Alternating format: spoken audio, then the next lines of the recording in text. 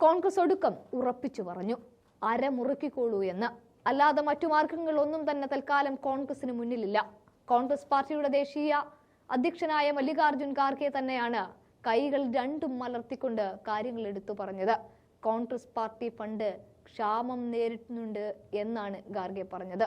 ആളുകൾ സംഭാവന നൽകിയ പണം സൂക്ഷിച്ചിരുന്ന ബാങ്ക് അക്കൗണ്ടുകൾ NDA സർക്കാർ മരവിച്ചതായി അദ്ദേഹം ആരോപിക്കുകയും ചെയ്യുകയാണ്.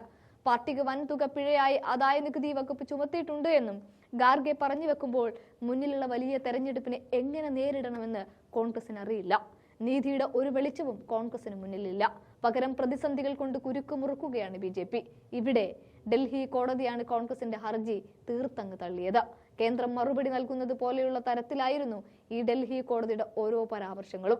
2021 IT വകുപ്പ് 105 കോടി അടയ്ക്കാൻ നിർദ്ദേശിച്ചതെന്നും വർഷങ്ങൾ കഴിഞ്ഞ ശേഷം ആ നടപടി ചോദ്യം ചെയ്യുന്നതിൽ എന്തർത്ഥമാണ് ഉള്ളത് എന്നുമാണ് ഹൈക്കോടതി ചോദിക്കുന്നത്. ശേഷം 2021 മുതൽ ഇത്രയും കാലം നിങ്ങൾ കിടന്നുറങ്ങുകയായിരുന്നോ എന്നാണ് കോടതിയുടെ ചോദ്യം. അക്ഷരാർത്ഥത്തിൽ കോൺഗ്രസിനെ ഞെട്ടിപ്പിച്ചു. കോൺഗ്രസ് പാർട്ടി അക്കൗണ്ടുകളിൽ നിന്ന് മുൻ വർഷത്തെ നികുതി തുകയായ 135 കോടി ഈടാക്കാനുള്ള ആദായ നികുതി വകുപ്പിന്റെ നടപടി ശരിവെച്ച IT അപ്പലേറ്റ് ട്രിബ്യൂണൽ ഉത്തരവിനെതിരായ ഹർജി തള്ളി.